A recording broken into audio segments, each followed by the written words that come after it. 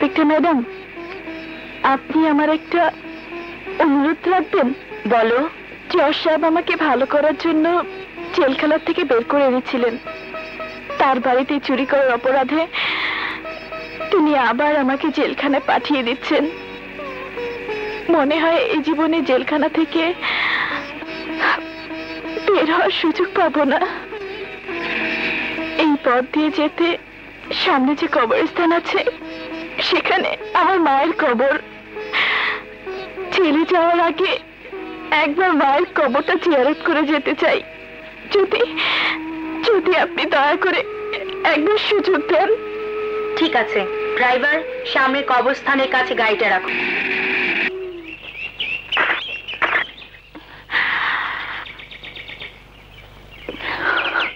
মায়ের আদর সোহাগিনী মানুষ রূপে জন্ম নিয়ে অনাদরের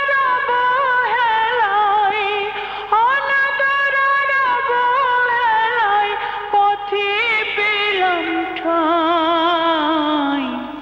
নাম ধরে ডাকার মতো মানুষ তো আর নাই, ও নাম ধরে ডাকার মতো মানুষ তো আর নাই। মাগো, ছোটবেলায় ঠিক আজকের মতোই তোমার কবরের সামনে থেকে পুলিশ আমাকে ধরে নিয়ে গিয়েছিল।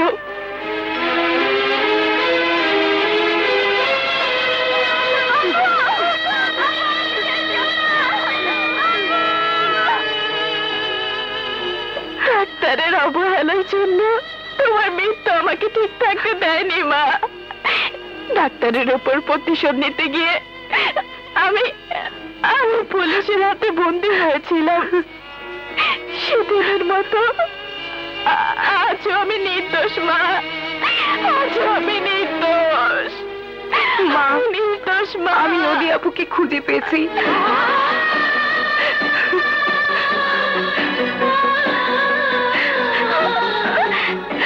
মাধুরী, মাধুরী, বোন আমার, তোমার দরবারে লাখ লাখ শুকরিয়া। জজ সাহেবের মান সম্মান এবার আমি রক্ষা করতে পারবো।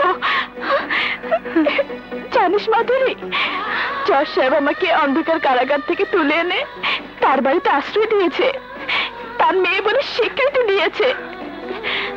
রানীকে বাঁচানোর জন্য জজ সাহেবের টাকা সোনা গহনা চুরি করে আমি নাজিম মুস্তানা রকিকে দিয়েছি।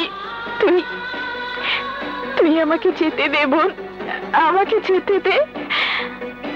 আমি এই নরপিশাচদের শায়েস্তা করে নিজেকে তোর হাতে তুলে দেব। আমি আইনের লোক হয়ে বেআইনি কিছুই করতে পারবো না। তুমি আগে থানায় চলো, আমি সব ব্যবস্থা করব।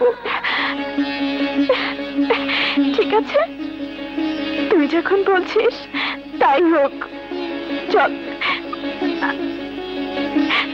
আমাকে থানায় নিয়ে চল। কিন্তু তার আগে তোকে একবার বুকে জড়িয়ে নিতে খুব ইচ্ছে করছে। আয় আয় বোন, আমার বুকে আয়।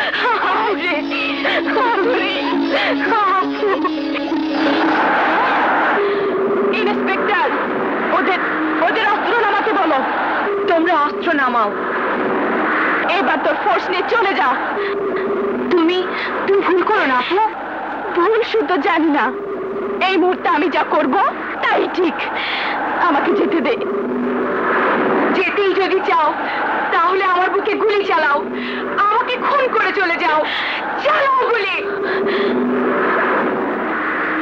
তোকে গুলি করতে পারবো না, এটা সত্য, কিন্তু নিজেকে আমি ঠিকই গুলি করতে পারবো। তুই তোর ফোর্স নিয়ে চলে যা। যা বলছি, যা।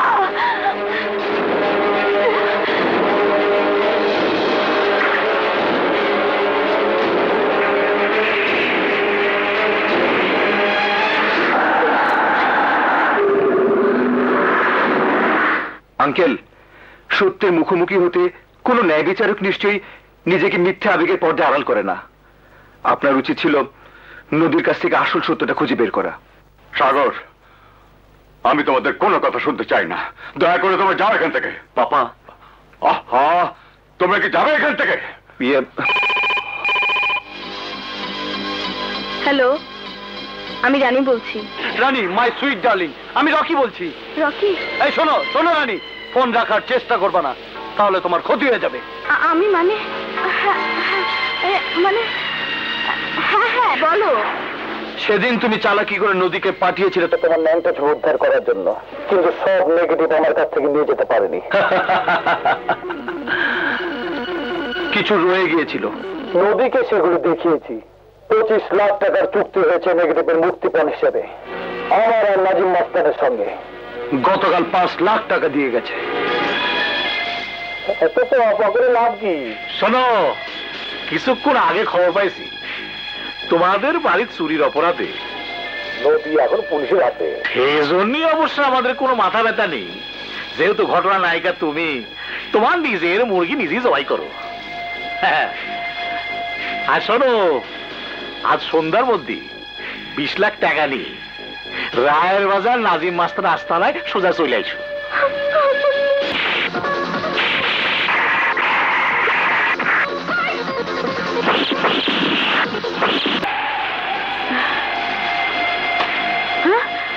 হোসামদের, হোসামদের, ভালো ভালো টাকা নেগেটিভ ফেরত দে।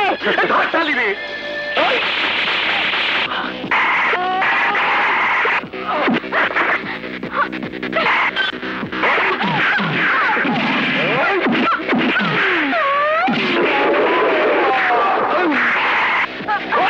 বহুত তেজ দেখাইছো। ওই শাড়ি বাইরে ফেল।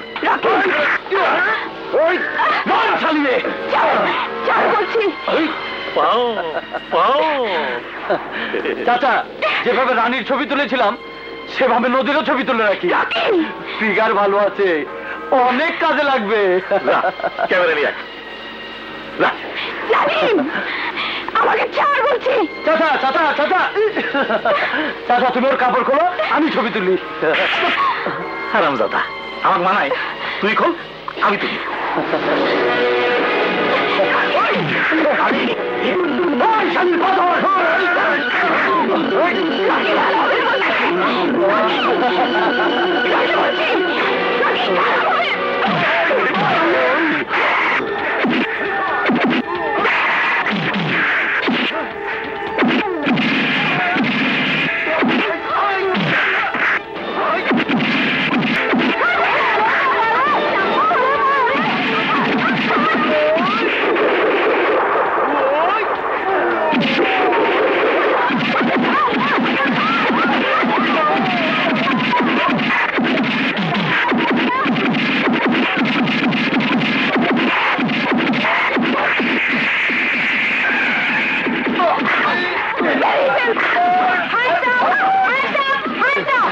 আবুল, সবাইকে থানায় নিয়ে যাও। আমি সারা জীবন মানুষের পা করলাম, আর আজ আমি নিজেই পা হয়ে গেলাম। নো এনিমোর পা। নিয়ে চল, নিয়ে চল, চল চল। রাখো।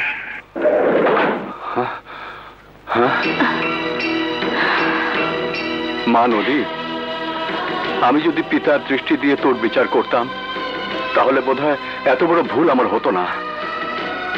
তুই আমার মান ইজ্জত রক্ষা করেছিস, এত বড় ঋণ আমি কি দিয়ে শোধ করব মা? মাধুরী, আমি তোকে বলেছিলাম নাজিম মাস্তান আর রকিকে সাহায্য করার পর তোর কাছে আত্মসমর্পণ করব। এখন আমাকে জেলখানায় নিয়ে চল। আজ আমার আর কোনো দুঃখ নেই। আমার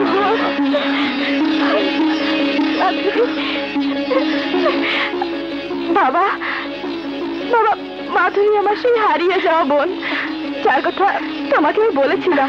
মাধুরী, নদীকে গ্রেফতার করে এবার আমাদের হাতে তুলে দাও। নদী, মানুষের তৈরি ইটকাঠের কারাগার থেকে আজ তুমি মুক্ত, কিন্তু কারাগারে তোমাকে যেতেই হবে।